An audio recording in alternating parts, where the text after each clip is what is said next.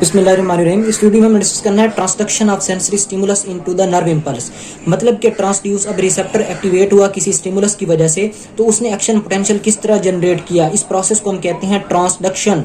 Transduction का मतलब ये होता है किसी भी नॉन इलेक्ट्रिकल का इलेक्ट्रिकल में कन्वर्ट हो जाना इम्पल्स की फॉर्म में। अब देखें हुआ ये कि ट्रांसडक्शन, अब हमारे इसका मैकेनिज्म क्या है।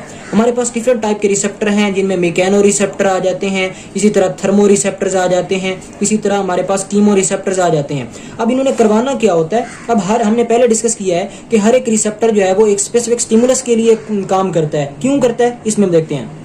मैकेनो रिसेप्टर हैं, मैकेनो किसके लिए थे, स्पेसिफिकली वो स्ट्रेच के लिए थे। अब जब भी स्ट्रेच अप्लाई होता है तो यहाँ पे मैकेनो रिसेप्टर के अंदर चेंजेस आती हैं। किस टाइप की चेंजेस आती हैं, स्ट्रेच की वजह से ये होता है कि मेम्ब्रेन की परमिबिलिटी चेंज हो जाती है। क्यों होती है, क्योंकि यहाँ पे जो है वो आयन चैनल्स ओपन हो जाते हैं। आयन चैनल की वजह से सोडियम इन्फ्लक्स होता है और एक्शन पोटेंशियल जनरेट हो जाता है। दूसरे होते हैं थर्मो रिसेप्टर में क्या होता है, थर्मो रिसेप्टर में ये होता है कि जब टेम्परेचर जो है वो चेंज करवा देता है मेम्ब्रेन की परमिबिलिटी को। कीमो रिसेप्टर्स क्या करा देते हैं, स्पेसिफिक टाइप का जब केमिकल आएगा रिसेप्टर के ऊपर तो वो जो है वो जब केमिकल आ रहा है, ऑक्सीजन आ रहा है, कार्बन डाइऑक्साइड आ रहा है, इसी तरह के डिफरेंट केमिकल्स आते हैं, तो उन्होंने सोडियम चैनल्स को एक्टिवेट करा देना होता है या कैल्शियम चैनल का इन्फ्लक्स करा के उन्होंने एक्शन पोटेंशियल जनरेट करवाना होता है। ये होता है मैकेनिज्म ऑफ द ट्रांसडक्शन, यानी कि हम कह रहे हैं ट्रांसडक्शन होती किस तरह है। अब एक्शन पोटेंशियल जनरेट हो गया, एक्शन पोटेंशियल को हमने दो कैटेगरीज में डिवाइड करना होता है। एक होता है receptor potential and the other is action potential. अब रिसेप्टर पोटेंशियल का मतलब ये होता है कि जब भी एक लेवल होता है सब थ्रेशोल्ड लेवल, एक होता है हमारे पास थ्रेशोल्ड। अब सब थ्रेशोल्ड लेवल है जहाँ पे उसके बाद एक्शन पोटेंशियल जनरेट हो जाता है। अब ये रेस्टिंग मेरिडियन पोटेंशियल था, ये थ्रेशोल्ड लेवल था। अब यहाँ पे जब भी पोटेंशियल एक्टिवेट होना शुरू हो जाता है सब थ्रेशोल्ड लेवल पे, उसको हम कहते हैं रिसेप्टर पोटेंशियल।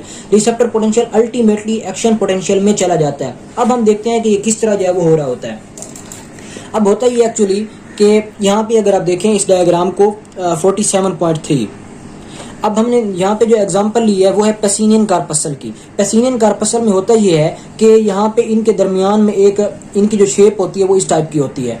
ये यहाँ पे अनियन लाइक इनकी बाहर अपीयरेंस होती है और बीच में इनके जो है वो एक तरह की सेंट्रल कोर गुजर रही होती है, सेंट्रल कॉर्ड गुजर होते हैं, कोर गुजर रही है। अब ये कोर है, हमने देखा हुआ है कोर असल में जब एंडिंग्स पे होती है तो वो होती है नॉन माइलिनेटेड। तो ये एरिया नॉन माइलिनेटेड है, बाद में जो ब्लू एरिया है वो माइलिनेटेड है।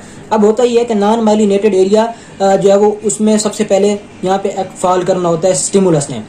अब ये पेसिनियन है, मतलब ये कि डिफॉर्म्ड एरिया प्रेशर की वजह से हुआ, तो ये क्या हुआ, वाइब्रेशन की वजह से हो सकता है। तो ये स्पेसिफिक एरिया के ऊपर हमने कहा कि स्ट्रेच आया, प्रेशर आया, वाइब्रेशन आई, तो इसकी वजह से क्या हुआ, मेम्ब्रेन की परमेबिलिटी चेंज हुई और जो है वो देखें अब इन पोटाशियम सोडियम इन्फ्लक्स हुआ, कैल्शियम इन्फ्लक्स हुआ, इसकी वजह से क्या हो जाता है, इनसाइड पॉजिटिविटी, बाहर जो है वो नेगेटिविटी। तो ये क्या आ जाता है, एक्शन पोटेंशियल जनरेट हो जाता है। ये अभी एक्शन पोटेंशियल अल्टीमेट नहीं हुआ, ये कौन सा है, ये है रिसेप्टर पोटेंशियल। तो रिसेप्टर पोटेंशियल एक्टिवेट हो चुका है। अब रिसेप्टर पोटेंशियल ने अल्टीमेटली क्या कराना होता है, एक्शन पोटेंशियल जनरेट कराना होता है, क्योंकि आगे आ जाते हैं myelinated nerve ending, nodes of Ranvier इनको आगे क्रॉस करता है तो उसकी स्पीड भी बढ़ जाती है, तो वो एक्शन पोटेंशियल में कन्वर्ट हो जाता है। तो ये थी ट्रांसडक्शन। अब हमने देखना ये है कि ये टेबल भी देख लें यहाँ पे। अब ये सब थ्रेशोल्ड है, यानी कि मतलब एक रेस्टिंग मेरिडियन पोटेंशियल पे पड़ा हुआ है, ये थ्रेशोल्ड है, फिर आगे एक्शन पोटेंशियल बन जाता है। अब ये असल में रिसेप्टर पोटेंशियल है वो एक टाइप का, जो एक्शन पोटेंशियल है वो भी एक रिसेप्टर पोटेंशियल ही है, लेकिन वो एक तरह का एग्जेजरेटेड जो है वो रिसेप्टर पोटेंशियल उसको हम कहते हैं, वो जो है वो एक्शन पोटेंशियल बाद में बन जाता होता है। अब हमने देखना ये है कि पेसिनियन कार्पसल की हमने एग्जांपल ले ली, उसके बाद हम देखते हैं कि स्टिमुलस की इंटेंसिटी और स्ट्रेंथ में क्या फर्क है। यहाँ पे आप सारे इनके जो ग्राफ से ही कर सकते हैं। यहाँ पे हमने दिया स्टिमुलस स्ट्रेंथ, वाई एक्सिस पे हमने ले लिया एम्पलीट्यूड। अब देखिए यहाँ पे होता यह है कि जब भी अब स्टिमुलस की स्ट्रेंथ बढ़ती चली जाती है तो एम्पलीट्यूड भी बढ़ता चला जाता है। एम्पलीट्यूड कितना, 100 मिलीवोल्ट तक जो है वो इनका मैक्सिमम होता है, उसके बाद जो है वो एक तरह की फ्लैट कर्व में ऑब्टेन हो जाता है। अब यहाँ पे हमने स्टिमुलस की स्ट्रेंथ बढ़ाई, एम्पलीट्यूड बढ़ता चला गया, एंड लेवल पे आके 100 मिलीवोल्ट पे एक फ्लैट कर्व हो जाता है। तो ये था कि रिसेप्टर पोटेंशियल एक्शन पोटेंशियल में कैसे कन्वर्ट होता है और उनके दरमियान जो है वो रिलेशनशिप। अब हमने डिस्कस करना है कि एडाप्टेशन किस तरह होती है। एडाप्टेशन जो रिसेप्टर की एक इम्पॉर्टेंट प्रॉपर्टी है कि जब भी एक असल में होता है कि एडॉप्ट का क्या मतलब है, एडॉप्ट का मतलब होता है कि एक तरह का हैबिचुएटेड हो जाना। अब एडाप्टेशन किस तरह होती है, जब भी कांस्टेंट स्ट्रेंथ का स्टिमुलस बार बार अप्लाई किया जाता रहेगा तो उसके बाद क्या होगा, एक्शन पोटेंशियल बढ़ने की बजाय उसका डेक्लाइन स्टार्ट हो जाएगा। मीन के रिसेप्टर जो हैं उसको रेस्पॉन्ड नहीं करेंगे, उस स्टिमुलस को रेस्पॉन्ड नहीं करेंगे, इसको हम कहते हैं एडाप्टेशन। एडाप्टेशन। अब जो एडाप्टेशन होती है, रिसेप्टर को हम कहते हैं, रिसेप्टर को एडाप्टेशन की बुनियाद पर हम डिवाइड करते हैं दो में। एक होते हैं हमारे पास टॉनिक रिसेप्टर, जो होते हैं हमारे पास डिलेड टाइप की, यानी कि उनके अंदर जो एडाप्टेशन होती है वो स्लो होती है। दूसरे होते हैं हमारे पास रैपिड वाले, जिनको हम कहते हैं रेट रिसेप्टर। रेट रिसेप्टर, इनमें जो है वो रैपिड एडाप्टेशन होती है।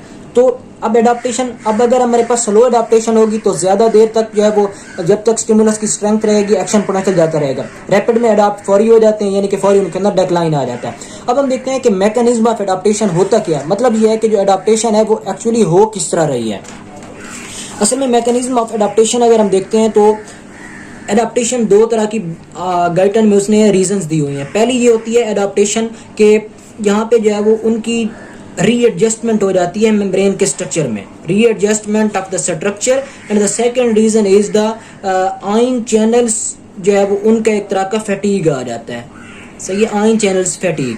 अब होता है ये रीएडजस्टमेंट, हमने एग्जांपल लिया है पेसिनियन कार्पसल की। जब वाइब्रेशन या प्रेशर अप्लाई किया जाता है तो उनके अंदर होता है कि उनमें विस्को इलास्टिक कंपोनेंट होता है, यानी कि वो विस्को इलास्टिक इन नेचर होते हैं। अब हमने पेसिनियन कार्पसल है, उसके ऊपर हमने प्रेशर या वाइब्रेशन अप्लाई की, तो जो फ्लूइड था उसके अंदर वो एक साइड को जो है वो प्रोपेल हो गया। उसकी प्रोपेल्शन की वजह से एक्शन पोटेंशियल जनरेट हो जाता है, क्योंकि मेम्ब्रेन की परमेबिलिटी चेंज होती है। लेकिन होता यह है कि with in a fractions of second ये जो दोबारा ये फ्लूइड है एक साइड पे कंप्रेशन प्रोपेल हुआ पड़ा था, ये सारा जो है वो रीडिस्ट्रीब्यूट हो जाता है यूनिफॉर्मली। तो जो है वो एक तरह का मेम्ब्रेन जो है वो दोबारा नॉर्मल स्टेट में आ जाती है, ये फॉर जो है वो अडॉप्ट कर जाते हैं। तो ये थी रीएडजस्टमेंट ऑफ स्ट्रक्चर, मेम्ब्रेन की structure. And other thing ion channels fatigue. अब जो आयन चैनल है उनकी भी एक स्पेसिफिक जो है वो एरिया है, यानी कि एरिया ऑफ वर्क है, ये फंक्शनैलिटी है। अब वो अब जब हम स्टिमुलस बार बार अप्लाई करते रहेंगे तो वो क्या हो जाएंगे, आयन चैनल उनको रेस्पॉन्ड करना छोड़ देंगे, उनके जो है वो यानी कि ओपन नहीं हो पाएंगे। सोडियम आयन चैनल समझ लें, जब जो है वो कैल्शियम आयन चैनल समझ लें।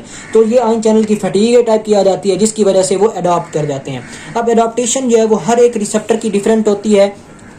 यहाँ पे उसने जो है वो फिगर है 47.5 यहाँ पे उसने दी हुई है। अब जो पेसिनियन कार्पसल्स हैं वो सबसे पहले अडॉप्ट होते हैं, फिर हेयर के जो होते हैं रिसेप्टर्स उनमें आ जाते हैं, एंड फिर जो है वो एंड पे जाके मसल के स्पिंडल होते हैं, जॉइंट्स, वो एंड पे जाके कर रहे होते हैं हमारे पास अडॉप्ट। अब हमने यहाँ पे जो है वो टाइम एक्सेस को टाइम लिया एक्सेस के अलॉन्ग, एंड जो इम्पल्सेस ली वो हमने ली वाई एक्सेस के अलॉन्ग। अब देखिएगा यहाँ पे ये डॉटेड लाइन में दिया हुआ ये पेसिनियन कार्पसल्स है, ये फौरी रीएडजस्ट हो जाते हैं। अभी हमने देखा एग्जाम्पल में भी कि उनके अंदर रीएडजस्टमेंट ऑफ स्ट्रक्चर हो जाती है। देन हेयर रिसेप्टर आ जाते हैं, फिर मसल स्पिंडल आ जाते हैं, फिर जॉइंट रिसेप्टर्स आ जाते हैं। अब ये आ रहा है कि हर एक रिसेप्टर डिफरेंट जो है वो हमारे पास अडॉप्ट क्यों हो रहा है। उसकी वजह ये है कि हमें जो रीजंस पड़ी हैं वो हर एक में डिफरेंट होंगी, हर एक अपने वे से उसको जो है वो रिस्पॉन्ड करेगा, इसलिए जो है वो ये डिफरेंट हो सकती है हर एक की एडॉप्टेशन पावर। और हमने आगे ये भी देख लिया कि जो है वो टॉनिक कौन से होते हैं, और उसके अलावा हमने देख लिया कि रेट रिसेप्टर्स कौन से होते हैं। तो ये इनके हवाले से एडाप्टेशन का था। आगे जो है वो उसने नर्व फाइबर्स की क्लासिफिकेशन दी हुई है। नर्व फाइबर की जो क्लासिफिकेशन नेक्स्ट वीडियो में डिस्कस करते हैं।